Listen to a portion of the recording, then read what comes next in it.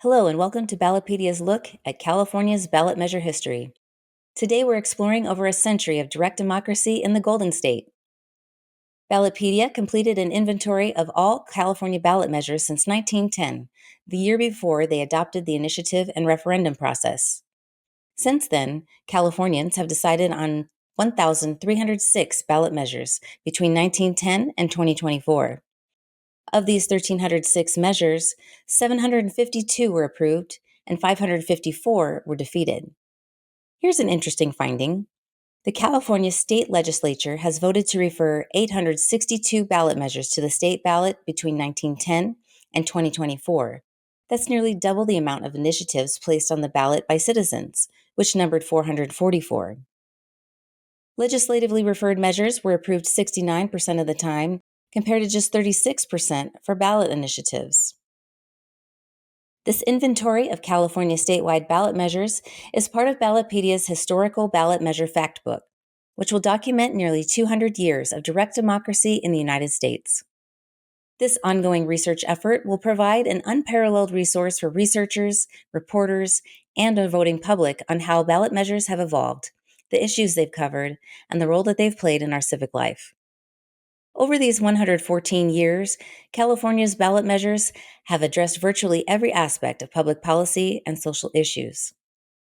Let's examine some of the most notable topics that have shaped the state's political landscape. California's journey with direct democracy began in October 1911, when voters approved two foundational amendments. Proposition 7 created the initiative and referendum process that we know today, giving citizens the power to propose and vote on laws directly. Since then, Californians have decided on 444 citizen-initiated measures. This process was refined over time. In 1948, voters adopted a single-subject rule requiring initiatives to address just one topic, helping prevent complex, multi-issue proposals that could confuse voters. Proposition 8 in 1911 established the recall process, another tool of direct democracy that allows voters to remove elected officials from office.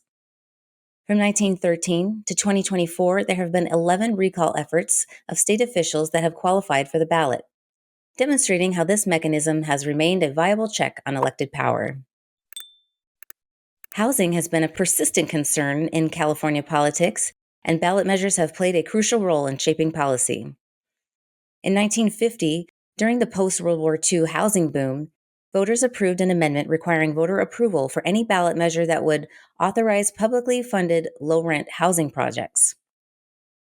This measure passed narrowly with just 50.8% of the vote, reflecting divided opinions on the government's role in providing affordable housing. The durability of this policy is notable. In both 1980 and 1993, voters rejected attempts to repeal or modify this requirement, suggesting sustained public preference for direct voter control over housing expenditures. Sometimes ballot measures reveal California's desire to maintain its unique character. In 1956, Californians defeated an effort to rename the California State Assembly to the California House of Representatives, choosing to keep their distinctive nomenclature. This might seem like a minor issue, but it reflects broader questions about state identity and tradition. It's worth noting that 8 states, including California, use names other than House of Representatives for their lower legislative chamber, making California part of a minority that values its governmental distinctiveness. California has often been at the forefront of national debates on race and equality, and ballot measures have been the vehicle for major policy changes. In 1996, Californians adopted Proposition 209, which created the first formal ban against discrimination based on racial preferences in public employment, education, and contracting. This measure made California a pioneer in ending affirmative action programs and sparked similar efforts nationwide. The issue remained contentious. In 2020, voters defeated Proposition 16, which would have repealed the ban against affirmative action, showing that California voters have consistently maintained this position across different political eras. Ballot measures have also addressed major public health challenges. During the height of the AIDS crisis in 1986, An initiative appeared on the ballot that would have declared AIDS and HIV communicable diseases and required the State Department of Health Services to add AIDS to the list of diseases that must be reported. This measure was defeated with 71.1% of voters opposing it, reflecting both the scientific understanding of the disease at the time and public sentiment about privacy and discrimination concerns. Few ballot measures have had as lasting an impact as California's approach to criminal justice reform. In 1994, Californians approved Proposition 184 with an overwhelming 71.8% of the vote, creating the famous three strikes sentencing model that significantly increased prison sentences for repeat offenders.